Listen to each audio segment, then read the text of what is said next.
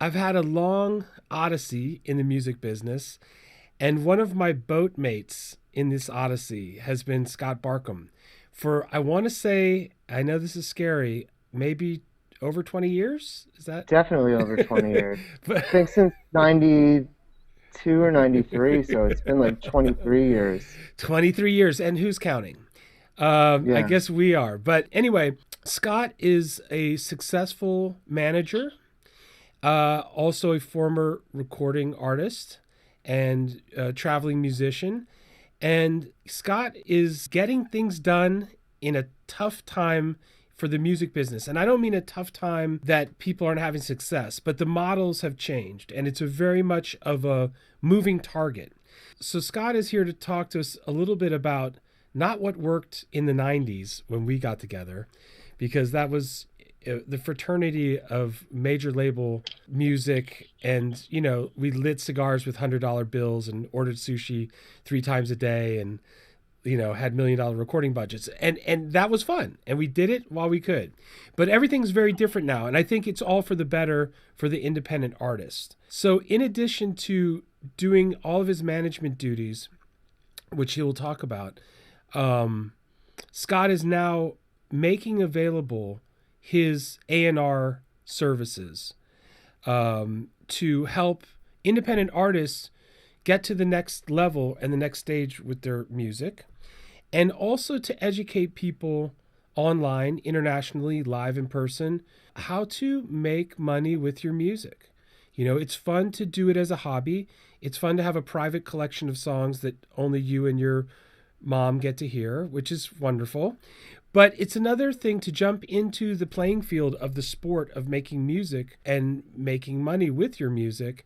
And Scott is really on the cutting edge of that right now. So he's opening up online programs, webinars that we'll be hosting, that people can come and attend, different types of topics. And Scott will talk about the outlines for those today. But anyway, hi, Scott.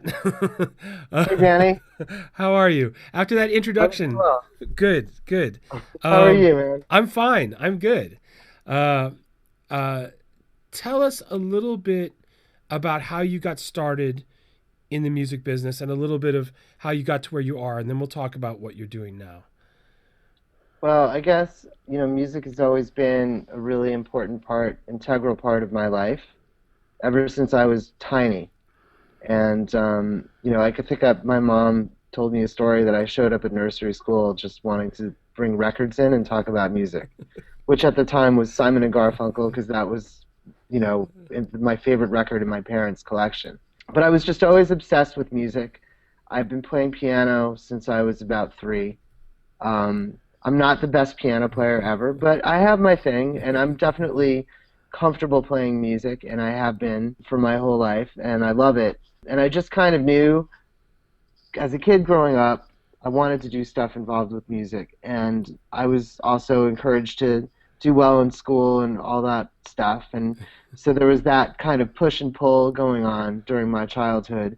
And then I went to college and studied political science, so I was like pretty much that had me, but I started interning at Arista Records the summer after my sophomore year of college, and that was like my first foray into the music industry, like realizing, wait, there are careers in the business outside of just playing music.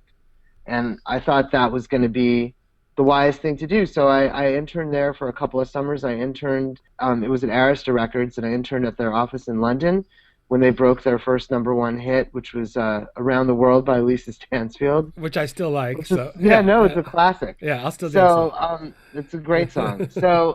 So I that was my first taste of the music industry. But I kind of learned, I was doing a lot of radio promotion work, and I knew I didn't want to do that. And I'd see all the A&R people and the artist development people, because they actually had 2 different departments at Arista at that time. They were making so much money. They had an A&R department where they like signed Whitney Houston and a lot of people like Aretha Franklin and Carly Simon like late in their careers. And then they had an artist development department, which was totally separate, where literally these guys just, to me at that time, they hung out with the artists all day. But in fact, what they really did was help mold their careers from a very early stage, and kind of like it was nice way of using the term product management, which tends to be the very unglorified term that the main point person at a record label gets when they're in charge of a certain artist's release. And it's a very important position because they're the one who has to do all the battling for you with all the different departments to get the artist what they need. Sometimes it works, sometimes it doesn't. I saw in the time that I worked at Arista like some really big successes out of nothing, and I saw some huge failures out of, high expectations. And that's kind of like, that was my first dose of, this is what the business is. It doesn't always turn out the way you want it to. Even if you do get signed, it doesn't mean you're going to be famous. Like, I kind of walked into the business understanding those basic tenets, which a lot of people don't get. And I think you have to understand them in order to be able to stick through them and not be discouraged by them and just continue to, stay with your guns and do the best you can and continue to try to grow. So that was my first job. And then when I was in my senior year of college, this guy that I knew told me that the lead singer of Steely Dan, who had not performed live since the mid-'70s and who had not released an album in 15 years, that he was, A, working on a new album, B, opened up a new studio, and C, like playing these little gigs on the Upper East Side in New York City. So I went to one of them when I was on like Christmas break, and I remember shaking his hand, and other than the fact that it was like the weirdest handshake that I have ever experienced in my life, I realized he was just a guy, and I'm like, I could work for this guy. And his name is Donald Fagen. He's the lead singer of Steely Dan, and American classic rock, blue chip stock. Yeah, just like the songs get played every day, all day long, all across our country and all over the world. So it's a lot of people's favorite band. Yeah. At one time, it was mine. And I thought, I want to be a record producer. That's in my head, that's where I was. I want to like play and I want to produce records. So I was like, let me try to get a job at his studio. And I went over there with my resume, and the manager at the time like kind of laughed at me, but he's like, you're still in school. Why don't you finish school and give me a call? So I did. I graduated, and like the day that I got home back to New York after school, I called the studio and I'm like, so I'm done.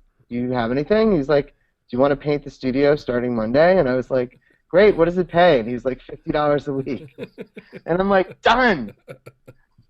And, because internships didn't pay then either. They don't pay. No. So my parents almost disowned me. They're like, we just paid for 4 years of expensive private college, and this is what you're doing. But I was like, no, I know what I'm doing. And over the course of that year, I got to know the owners very well, and we became friends, and they started to trust me, and I started to feel comfortable enough around them. And then there was a point where I got pulled into the office to help the person who started managing the studio, and he went on vacation at a crucial time where there were huge sessions going on, and I just kind of did it. I'd never done it before. I'd kind of heard it being done on the phone, but I'd never booked huge sessions with really well-known session players and just like coordinated all sorts of equipment coming in and billing and all this different stuff. And I just ran with it, and I did it, and I think a light went off in both of the owners' minds, like, let's get Scott to run the studio for a very low price. But I did it, and like, it was cool. And I think I had been running the studio less than a year, Danny, when I met you. Right. Because there was another singer named Phoebe Snow who was looking for soul musicians to work with. And the guys at Giant Step recommended that I come to SOBs and check out Repercussions, which was your band. Right. So I went, and I was blown away, and so was Phoebe, but I was really blown away. And I remember calling your manager at the time and saying, like, oh my God, can you send me a tape? And like, in an hour, a cassette was on my desk.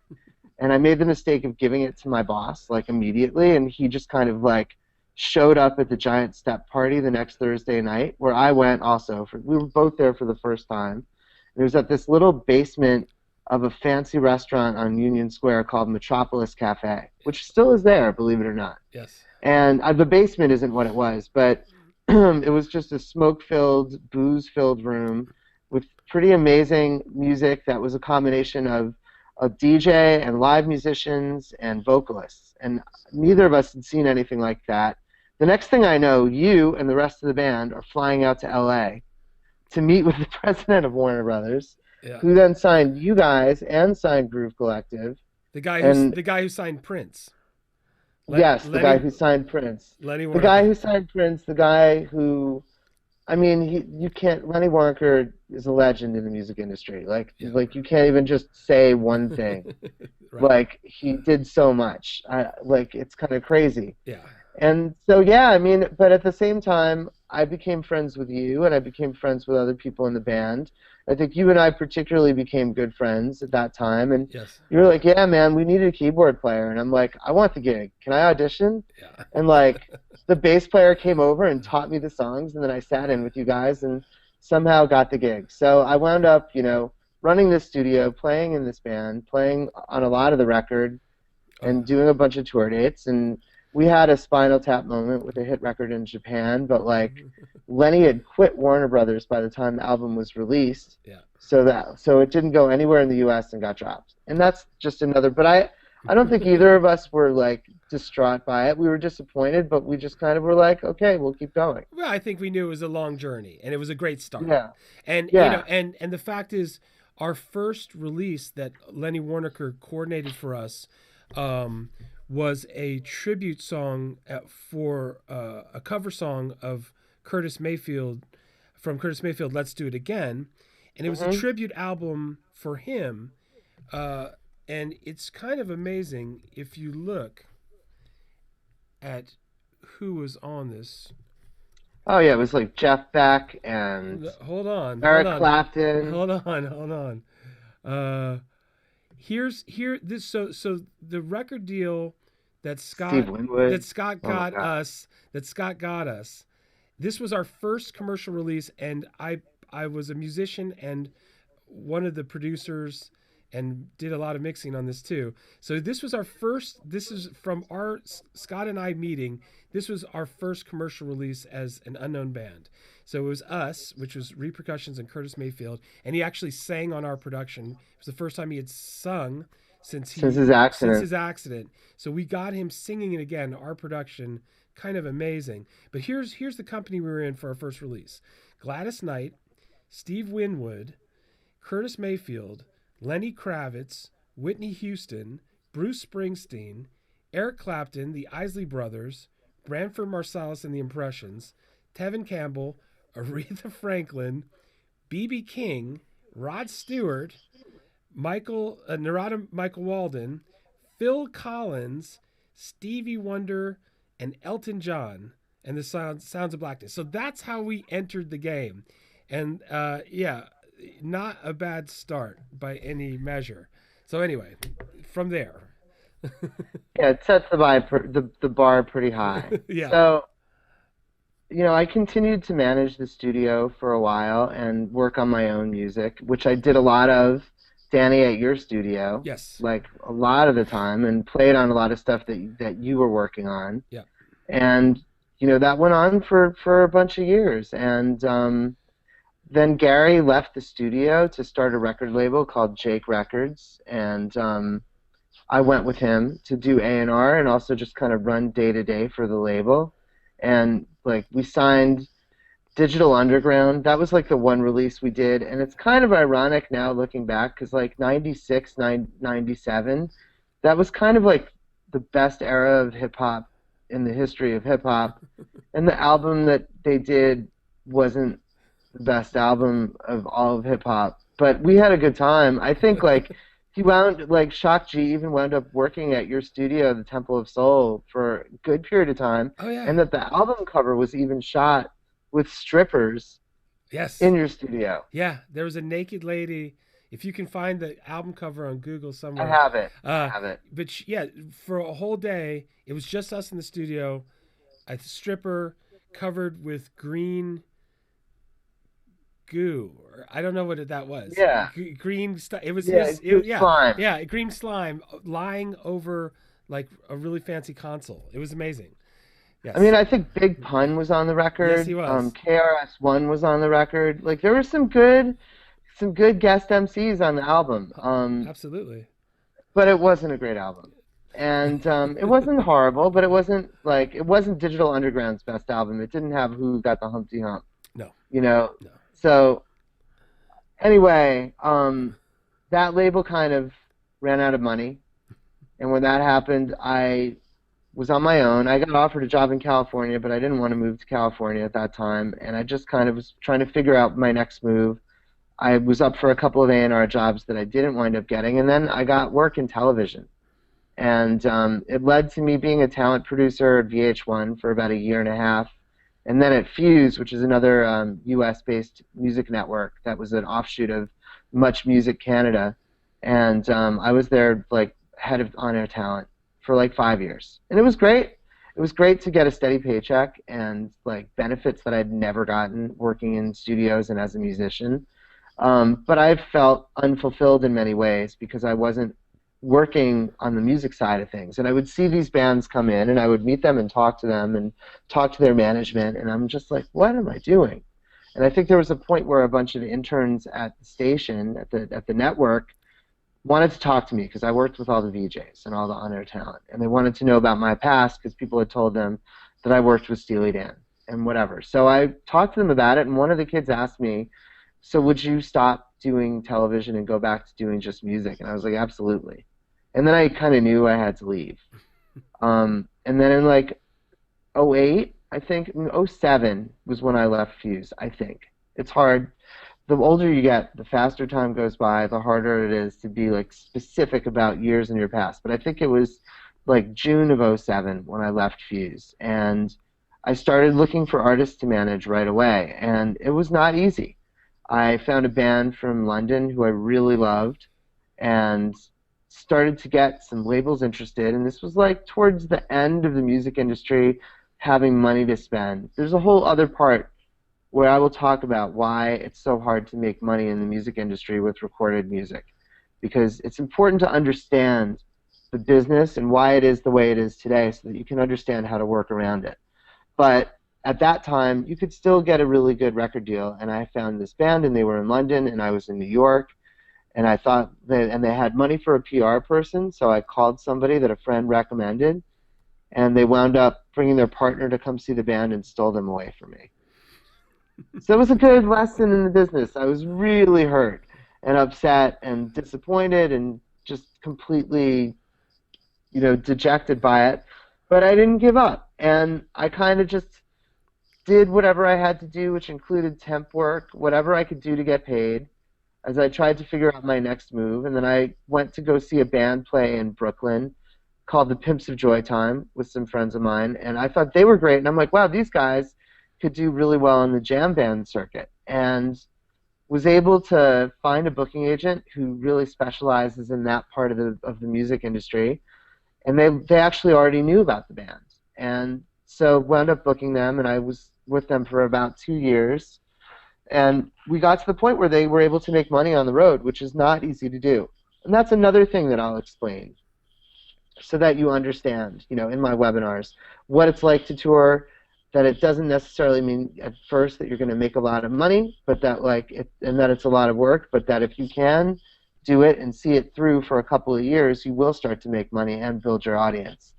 So I went from them to managing a couple of electronic artists, to then getting a call from BET to be a talent director for a new DJ-based reality competition that they were going to run called Master of the Mix, which was in partnership with Smirnoff. And I thought that was really interesting, A, because I love DJ culture and I love DJs. And I would often I would prefer to see a really good DJ than an okay band. I love people who can play music that I've never heard before, or play music in a way that I never thought it could be played. And then also I thought it was really interesting that a brand was underwriting a television show, because I'd heard about it, but I'd never seen it in practice. So I thought it would be really cool to get involved with the show. And I sat down with the producers, and I was like, so what DJs are you considering? And they showed me the list, and it was just legendary hip-hop DJs, just like people in the house and hip-hop world who I used to go see play and loved their music and bought their music. So I was like, please give me this job. I can do this job.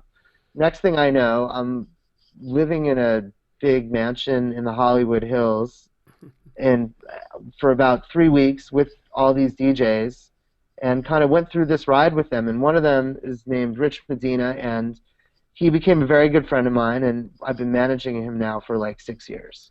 So it kind of like led me to a client who's like one of my cornerstone clients, who really, he's a DJ who's world renowned. He's part of the Rocksteady crew, and he's probably the first DJ to ever really play Afrobeat in North America for a dance floor.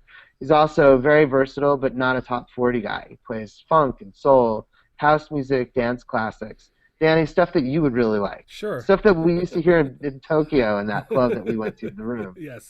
So I started working with Rich, and through Rich, I started to meet all these other musicians who worked in that electronic and soul and hip-hop, like classic hip-hop sort of influenced world. And that ultimately led me to get a blogger from Paris sent me a link to check out this group from Melbourne, Australia, who hadn't really ever released anything, called Hiatus Kaiyote.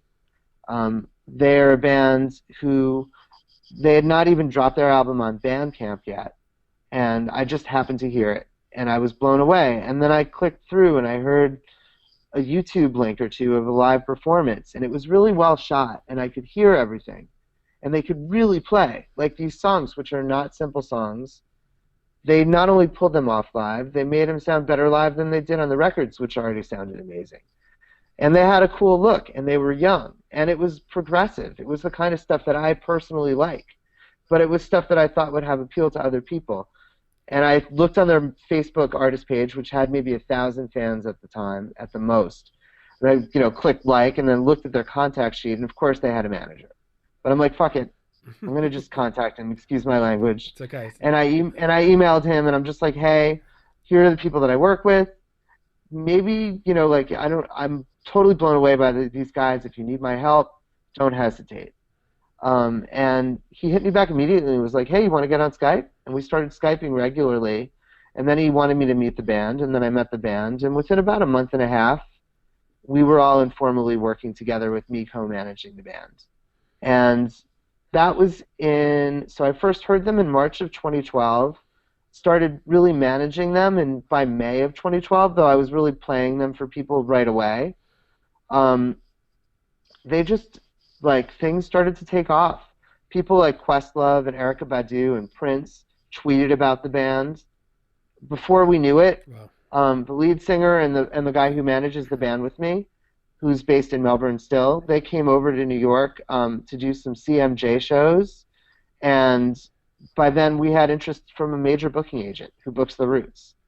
And the next thing we know, we have major interest from a bunch of record labels, most especially Salam Remy, who had started as executive vice president of A&R at Sony, really wanted to sign the band. He's the guy who first really, he was like the main producer who ever worked with Amy Winehouse. He worked with her on everything she ever released.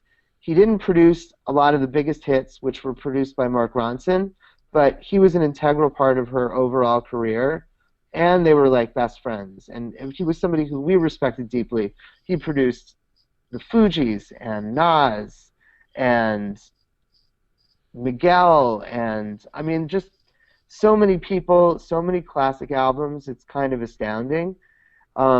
And we just really respected him, and he immediately got it, like what our vision was for the band, what we were hoping to achieve with the label partner, and what they did was license the album that we had released on Bandcamp. And then the band recorded a new album, which they released in May of 2015. And they've gotten 2 Grammy nominations since then, one from the first album, which had a single that featured Q-Tip, and then from A Tribe Called Quest, who's another artist, Danny, who you and I bonded on yes. at the very beginning. Yes. And then the second album, they got nominated for another Grammy for Best R&B Performance for the song Breathing Underwater. So they've done really well for themselves, and they now tour and play venues in the United States that are 1,000 and up and sell out, and have a rabid audience all around the world. They sold out the Sydney Opera House. I don't know if you can Google that place and have a look at pictures. It's like the Statue of Liberty. When you think of Sydney, it's pictures of that building. And they sold out the biggest theater there, which is like 2,500 people. But we still have a long way to go, and we're still in it. And it hasn't been easy all the time. But I know what it takes to see through a situation. And I've been through it with these guys on the road and in the studio, and I understand how hard the work is. And in the time since I started working with Hiatus, I've also started working with a number of musicians and producers.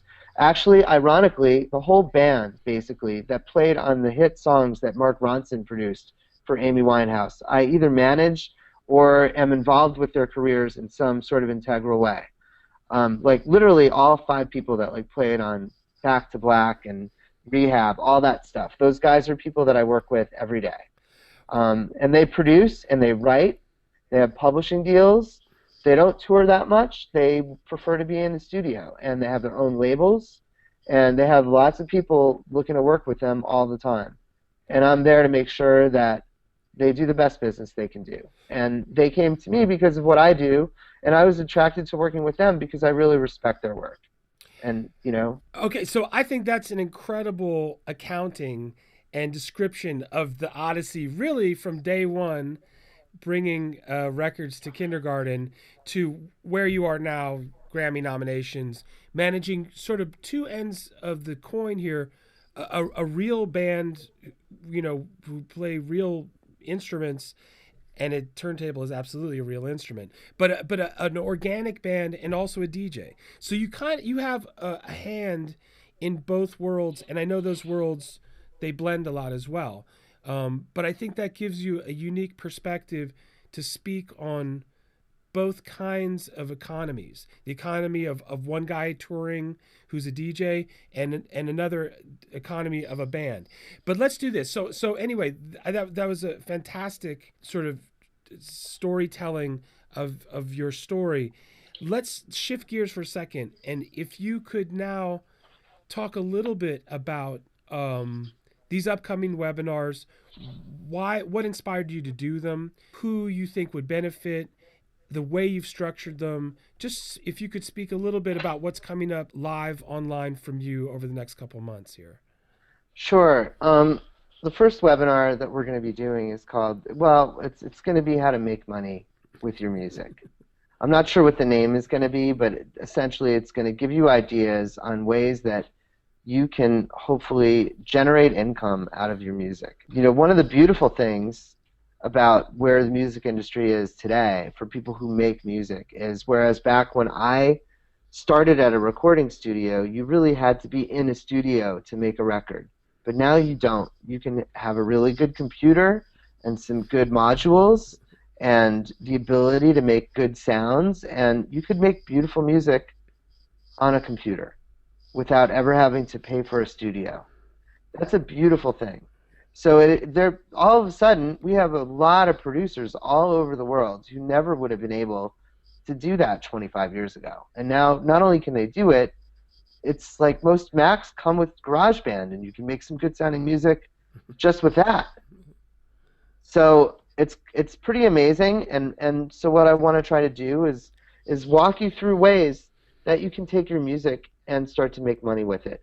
Whether it's creating music specific for commercials, whether it's creating a library that could go into into a place where they license music for lots of different purposes, like websites or people's independent films or whatever, and you submit your music and then they choose it and then they pay for it and you get paid every quarter, that sort of situation, or putting an EP together and selling it on Bandcamp, or trying to get it onto some of the more DJ-oriented dance music sites, or raising money to make music. All of these things are really important, and it's crucial to understand what your goals need to be as you pursue these different avenues, because it's not as simple as it seems, and sometimes understanding like, oh, if I do this, I can, and I have enough options like this, it'll actually help me place one of my pieces of music so I get paid. At the end of the day, you can make the best music ever, but if people don't hear it, it's just for you. And you want to make music that people will hear. And you want to make music that will help sustain you and so that you can live off the income that you make from your music. And that's not easy to do today. So I'm going to try to give you ways, tools, and ideas that will help you go back to the drawing board and build your libraries in a really strategic way so that you can try to grow your art to the best possible place it can be, but also try to grow your commerce at the same time. And be mindful that the two, when they meet, that's really where you're in your sweet spot. So the first webinar, Make Money with Your Music, or as the working title, and we can think of something more subtle or not, is going to be a little bit of best practices of looking at the different current modern avenues to create revenue with your music. So that's the first webinar. And I'm sure that one will be repeated for obvious reasons. The second one is more of an A&R focus. Could you talk a little bit about that?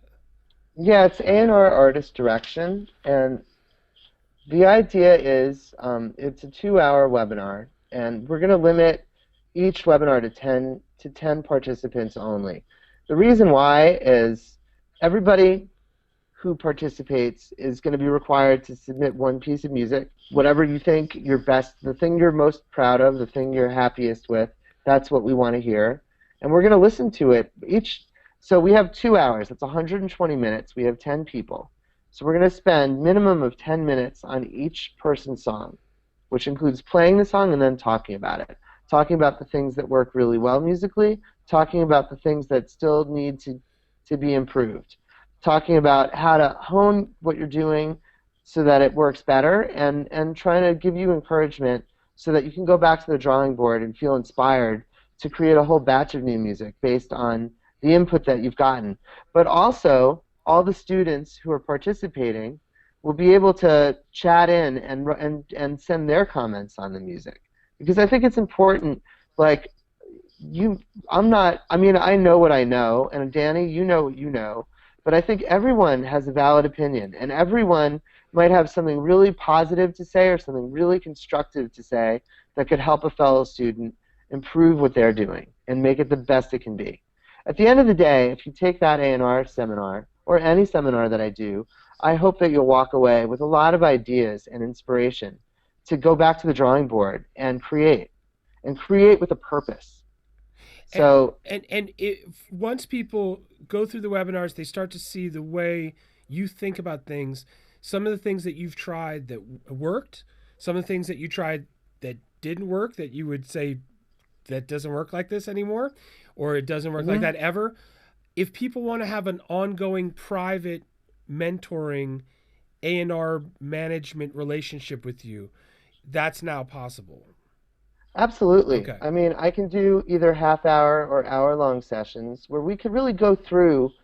If you're at that point where you're actually trying to get noticed and you have what you think is a quote-unquote press kit, let's go through everything. Let's look at all the links that you have. Let's listen to your music. Let's look at the promo pics you have. If you have videos, let's see those. Let's hear the work you've done with other people, and let's try to analyze it and help you focus. At the end of the day, I don't think I can make every artist a great artist, but I think I could make pretty much any artist better than they are. I can help them improve what they're doing. I can help them find an excitement for the future. And I think that's a lot of what inspires people to just keep creating. And I know that I can help people do that. And I want to have that opportunity. Okay. We're very excited about the upcoming webinars. I'm sure many people are going to want to take advantage of a very unique situation to get a direct contact and feedback from you. Managers are notoriously busy. A&R people are notoriously busy and flaky. It's impossible sometimes when you're independent and not well known to get access to real information. And this is not real information of something that worked in the 90s. And God bless us for getting things going in the 90s. You know, we did. And that's where we started this journey. But you know, best practices now is a moving target. Technology is changing really quickly. What was true 7 years ago is not true today. And yet there are certain classic routes that I think you're going to show with sort of the modern branches of how to get stuff done. And with 2 current Grammy nominations, a world-class touring DJ, a world-class celebrated touring band, I think you're in a very unique place to help people and to help people get to the next level. So Thanks, Danny. yeah, I really want to do that too. I really want to help everybody out there. you've been doing it for decades and you helped me. So get me started and along the way. So thank you, Scott, for taking time today to tell us your story and what you're cooking up for everybody. Thanks,